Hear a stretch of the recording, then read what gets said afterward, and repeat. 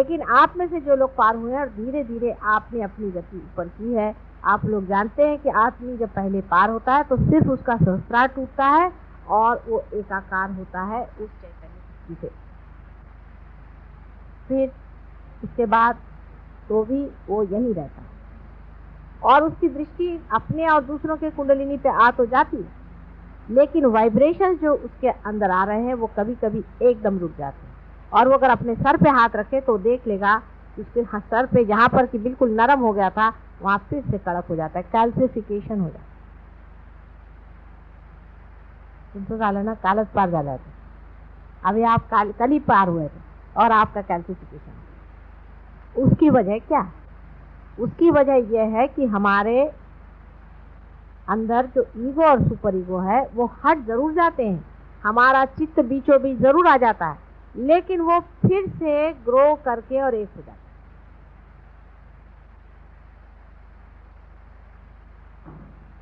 वो फिर से ग्रो करके एक हो जाता है और जब वो ग्रो करके एक हो जाते हैं तो फिर से कैल्सिफिकेशन हो जाता है और प्रवाह बंद हो जाता है। लेकिन आप तो भी कुंडलिनी समझ सकते हैं। वो कैसे कि आप उसके बाद अगर ध्यान में आए और मेरी ओर हाथ करें तो आपको लगेगा कि ये हाथ पकड़ गया। अभी पुष्पा ने मुझे आके कहा कि मेरे ये अंगूठा पकड़, ये पार है। क्योंकि वैसे जो लोग आदमी पार नहीं है, जो पार नहीं है, वो अगर मेरे और हाथ करके बैठे तो उनको कुछ भी नहीं लगेगा। लेकिन जो लोग पार हो गए उनको लगेगा कि माता जी देखो ये उंगली मेरी पकड़ गई। को ऐसा लगेगा कि ये उंगली मेरी पकड़ गई है और या ये उंगली मेरी पकड़ गई है, इसमें नहीं आ रहा है, इसमें आ रहा है। उसमें से जो जानकार लोग होंगे वो समझ जाएंगे कि कौन से उंगली का इशारा कौन से चक्र। अब ये कोई कपोल कल्पित नहीं है, दिमागी जमाखट से इस बात का पता नहीं लगा। मैंने तो बताया नहीं, क्योंकि मैं अगर इसको बताती तो सब लोग ये कहते कि माता जी यूं ही उड़ा रहे। मैंने कहा तुम ही देखो।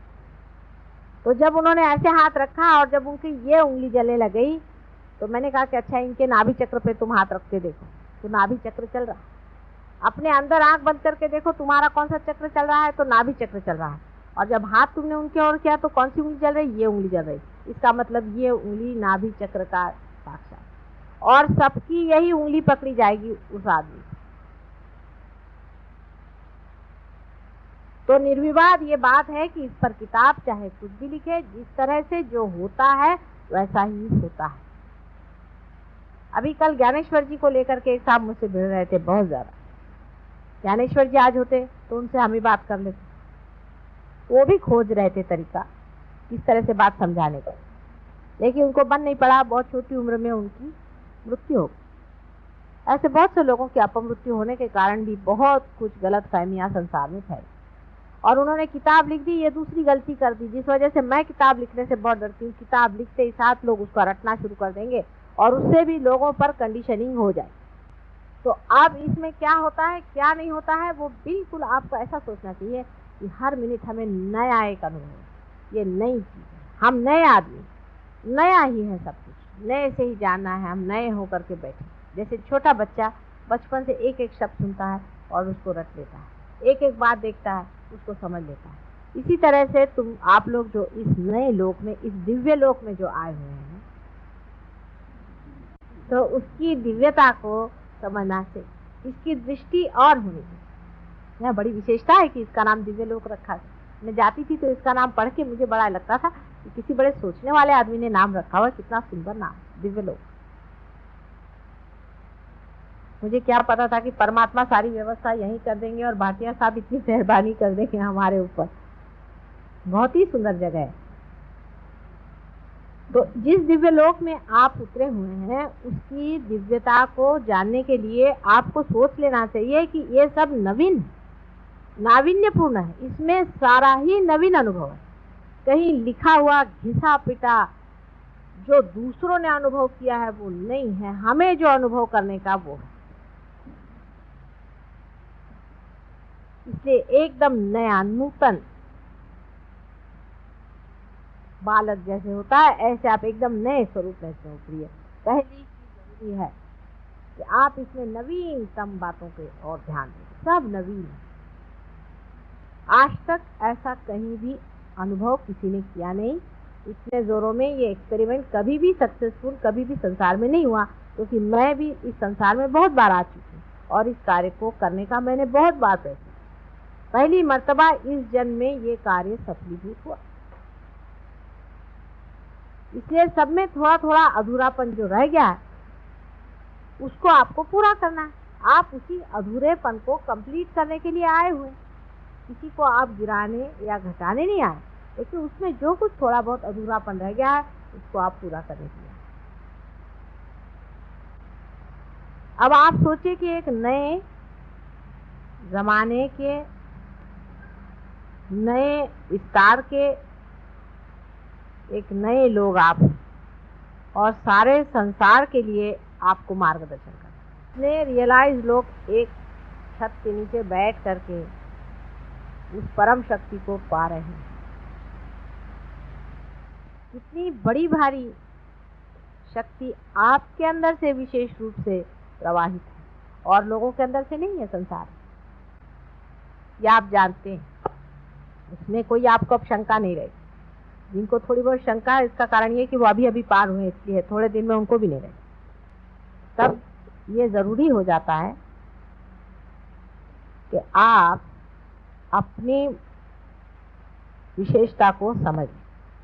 सबसे बड़ी विशेषता आपकी यह है कि आपको एक फोर्थ डायमेंशन आ गया है।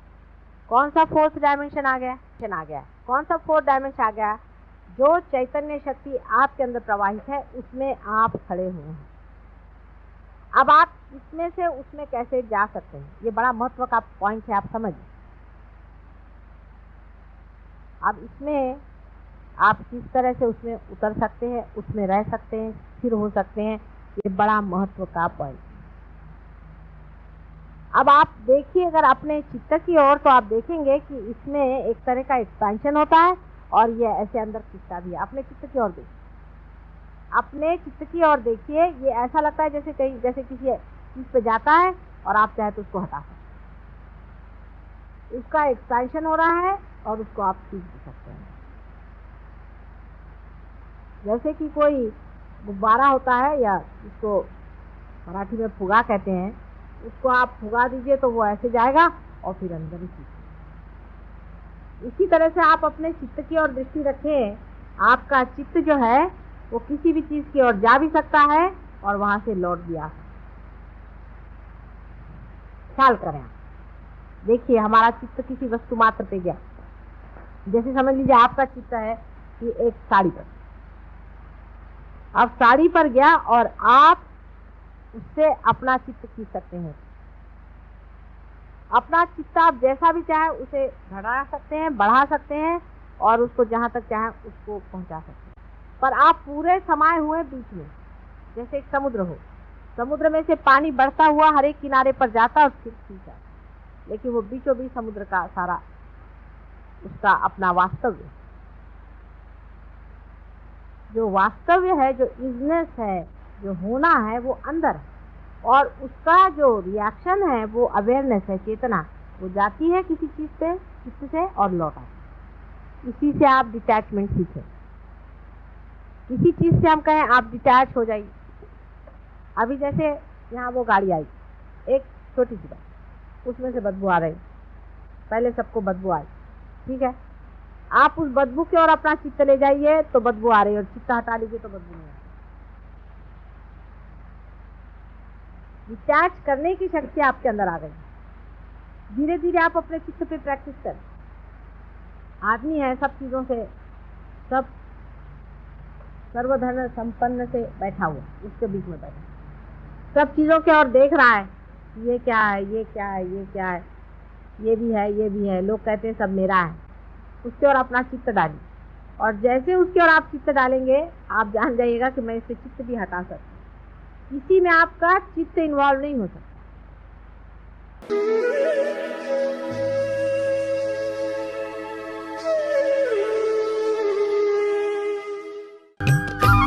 सब्सक्राइब कीजिए कुंडलनी जागरण को और प्रेस कीजिए बेल आइकन को, जिससे कि आपको मिल सके हमारी लेटेस्ट वीडियो सबसे पहले।